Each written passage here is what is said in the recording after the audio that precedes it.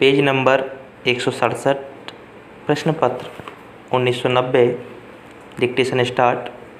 उपाध्यक्ष महोदय, यह जो बिल हमारे सामने है वह जिस रूप में हमारे सामने लाया गया है उससे यह मालूम नहीं होता है कि जो बुराइयां पिछले आम चुनावों में देखी गईं उनका कोई हल निकले और सक्रिय रूप से चुनाव कराने की कोई एक योजना बन सके, ऐसा हमें मालूम नहीं होता। इसलिए कई बुराइयां जो पिछले आम चुनावों में हमारे सामने आई हैं उनको दूर करने का कोई प्रयत्न नहीं किया गया।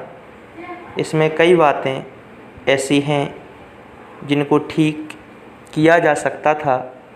जब इस तरह का बिल हमारे सामने आया है, जब किसी चीज़ को बदला जाना है तो उसके बारे में अच्छी तरह से सोच समझकर सभी आवश्यक परिवर्तन कर लिए जाते हैं।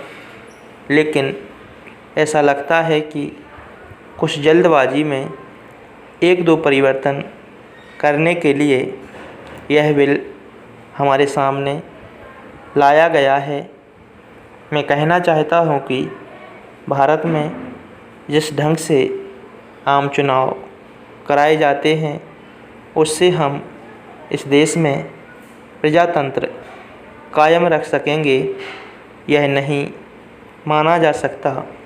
अगर आप ऐसा मानते हैं तो मुझे केवल यह कहना पड़ेगा कि एक बड़ी गलतफहमी में हम लोग हैं। जैसा कि कल यहाँ पर कहा गया, बड़े पैसे का चलन इन आम चुनावों में होता है, उसको रोकने की कोशिश होनी चाहिए। हमने यहाँ पर एक सुझाव दिया था कि आम चुनाव में किसी की ओर से भी 3000 से अधिक रुपए खर्च ना हों, इस तरह का नियम होना चाहिए था और वह इस बिल में लाया जा सकता था। लेकिन ऐसी कोई कोशिश नहीं हुई है। इसमें जो कुछ बताया गया है वह सिर्फ उम्मीदवार की ओर से जो खर्च होगा उसके बारे में बताया गया है। उसकी पार्टी या उसके दोस्त या ठेकेदार या फ़ायदा उठाने वाले बड़े व्यापारी उसके लिए खर्च करें तो उसके लिए कोई रोक नहीं है। इस प्रकार करोड़ों रुपए खर्च किए जा सकते हैं। इसके बारे में कोई रुकावट इसमें नहीं की गई है।